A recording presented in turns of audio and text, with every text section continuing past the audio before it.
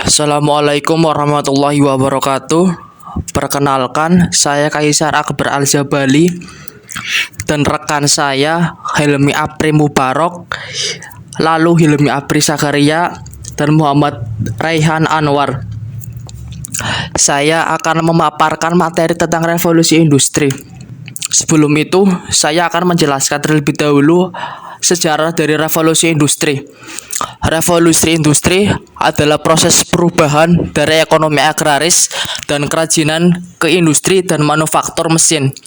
Revolusi industri pertama kali terjadi di Inggris pada abad ke-18, yaitu antara tahun 1760 sampai 1840. Berikut ini adalah beberapa hal yang melatar belakangi terjadinya revolusi industri. Yang pertama, keamanan di Inggris yang menjamin seluruh aspek kehidupan masyarakatnya. Kedua, munculnya paham ekonomi liberal. Dan yang ketiga, adanya penemuan baru di bidang teknologi. Revolusi industri terus berkembang hingga saat ini dan dibagi menjadi beberapa fase, yaitu revolusi industri 1.0, revolusi industri 2.0, revolusi industri 3.0, revolusi industri 4.0, revolusi industri 5.0. Revolusi industri 1.0 adalah perubahan besar-besaran yang terjadi di dunia saat mesin uap ditemukan oleh James Watt pada abad ke-18. Revolusi ini mengubah cara produksi dari tenaga manusia dan hewan menjadi tenaga mekanis, sehingga meningkatkan produktivitas dan efisiensi. Berikut beberapa dampak dari revolusi industri 1.0. Perubahan cara produksi. Mesin uap mengubah cara produksi pabrik tekstil sehingga barang-barang bisa diproduksi secara massal. Kedua, perubahan secara bertransportasi. Kapal bisa berlayar 24 jam penuh dengan adanya mesin uap, sehingga kapal-kapal Eropa bisa mengelilingi dunia untuk mencari sumber daya alam. Ketiga, perkembangan ekonomi. Pendapatan per kapita di berbagai negara dunia meningkat rata-rata 6 kali lipat selama lebih dari 2 abad setelah revolusi industri 1.0. Lalu penjajahan. Revolusi industri 1.0 membuat bangsa Eropa bisa menjajah kerajaan-kerajaan di Afrika dan Asia dengan lebih mudah dan cepat. Pencemaran lingkungan. Asap dari mesin uap dan limbah pabrik mencemari lingkungan. Dan yang terakhir, hilangnya keistimewaan bangsawan. Mesin uap membuat produksi bisa dilakukan di mana saja, sehingga orang-orang kaya yang memiliki mesin uap bisa memproduksi barang tanpa memiliki tanah pertanian. Revolusi industri 2.0 adalah periode perkembangan industri yang terjadi pada awal abad ke-20, ditandai dengan penemuan listrik dan bola pijar. Revolusi ini membawa perubahan besar dalam masyarakat, seperti perubahan sumber tenaga. Mesin-mesin yang sebelumnya menggunakan tenaga uap mulai menggunakan listrik. Perubahan produksi. Munculnya produksi massal di industri manufaktur. Perubahan transportasi. Penemuan kereta api dan mobil membuat transportasi bahan dan produk menjadi lebih murah. Perubahan teknologi. Penemuan lampu, mesin telegraf, dan assembly line. Perubahan kepemilikan. Kepemilikan alat produksi menjadi lebih luas. Perubahan manajemen bisnis. Terbentuknya berbagai divisi pekerjaan yang berfokus pada bagian tertentu dari produksi. Dan yang terakhir, perubahan masyarakat. Banyak petani yang beralih menjadi buruh pabrik. Revolusi industri 2.0 terjadi di berbagai negara seperti Britania Raya, Jerman, Amerika Serikat, Perancis, serta negara-negara rendah seperti Italia dan Jepang. Revolusi industri 3.0 adalah periode transisi dalam sejarah industri yang ditandai dengan penggunaan teknologi digital, otomatisasi, dan komputerisasi.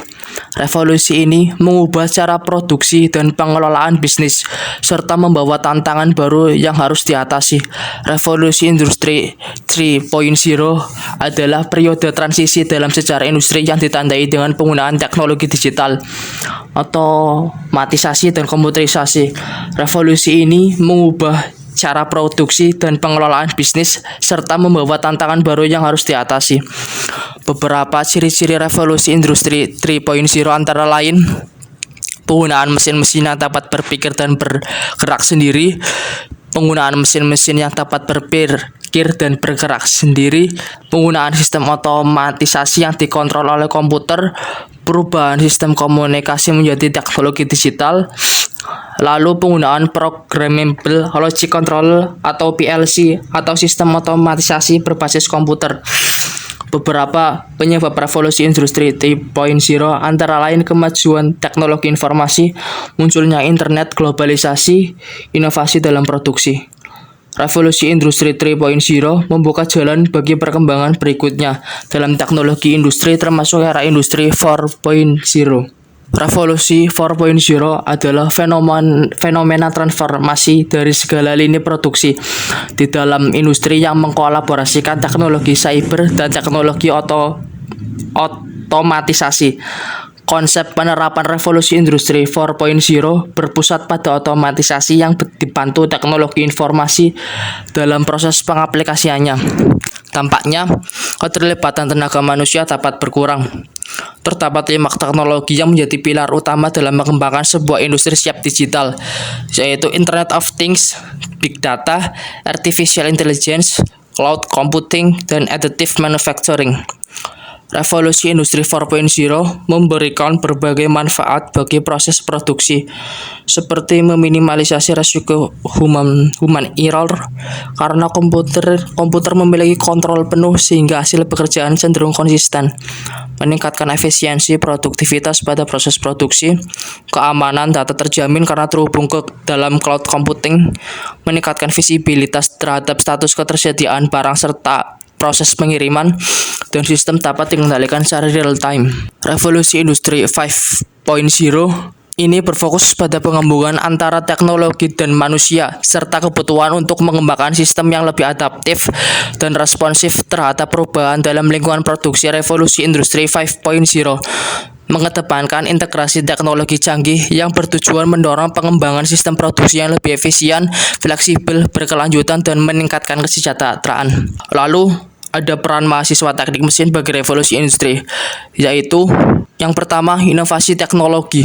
Mahasiswa teknik mesin dilatih untuk merancang dan mengembangkan mesin serta sistem yang lebih efisien.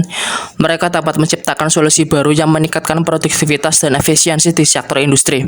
Yang kedua, ada pengembangan produk. Mereka terlibat dalam proses desain dan pengembangan produk, mulai dari prototyping hingga produksi massal. Dengan keterampilan ini, mereka dapat menciptakan produk yang lebih baik dan lebih ramah lingkungan. Yang ketiga, otomatisasi dan robotika.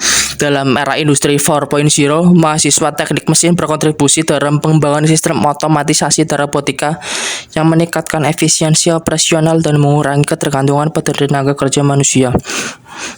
Yang keempat, sustainability. Mahasiswa juga mempelajari teknik untuk mengurangi limbah dan energi yang digunakan dalam proses produksi sehingga mendukung tujuan keberlanjutan dan ramah lingkungan. Selanjutnya, riset dan pengembangan. Mereka terlibat dalam penelitian untuk menemukan material baru, teknologi baru, dan metodologi produksi yang lebih baik yang merupakan bagian integral dari kemajuan industri. Dan yang terakhir, kolaborasi interdisipliner. Mahasiswa teknik mesin sudah bekerja sama dengan disiplin ilmu lain seperti elektronik, ilmu komputer, dan manajemen untuk menciptakan solusi yang lebih komprehensif dan inovatif. Sekian pemaparan materi dari kelompok kami. Kurang dan lebihnya mohon dimaafkan. Wassalamualaikum warahmatullahi wabarakatuh.